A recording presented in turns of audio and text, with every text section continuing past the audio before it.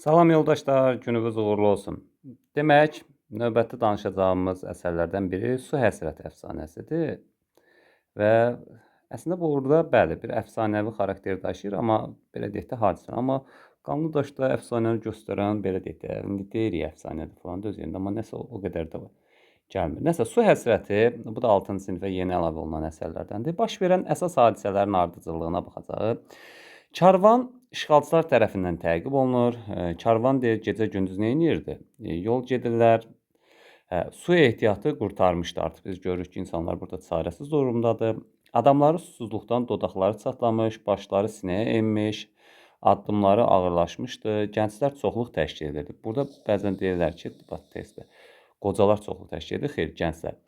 Qardaş və bacısı Ceyran karvanın sonunda yanaşı addımlayırdı. Onlar ümidli idilər, gələcəyə nikbin idilər, yəni.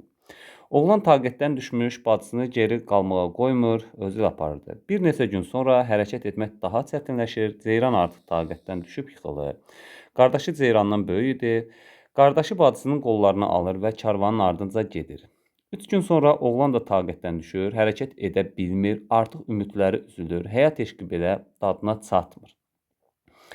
Bacısını yerə qoyduqdan sonra birinci dəfə Allaha müraciət edən oğlan olur və deyir ki, ilahi, kömək əlini bizdən əsirgəmə. Vaqif dramında da Vidadi, İblis faciəsində Arif, Mələk, İblis, ana dramında Səlma 2 dəfə, Neylərdin ilahi əsərində Allaha biz müraciət görürük. Bax, bu əsərlərlə analogiya edə bilərik. Səhra gəncin səsini udur, qara gözlərinə 2 damla yaş görünür, damlalar yerə düşür, yer aralanır, bulaq suyu fəvvarə vurur. Ceyranın həyatı xilas olur, düşmən onları bulaq başında haqlayır. Demək, Zeybəş qızı əsərində də Midyat Əfəndi və Zeybəş qızı bulaq başında görüşürlər. Bunu da ondan əlaqələndirə bilərik. Bulağın gür və şəffaf suyu düşməni heyrətləndirir. Su hər iki tərəf üçün önəmli idi.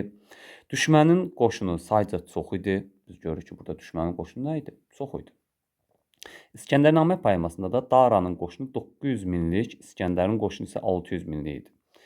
İkinci Allaha müraciət edən obraz Ceyran idi. Burada Ceyran deyir ki, ilahi, məni daş elə, qaya elə.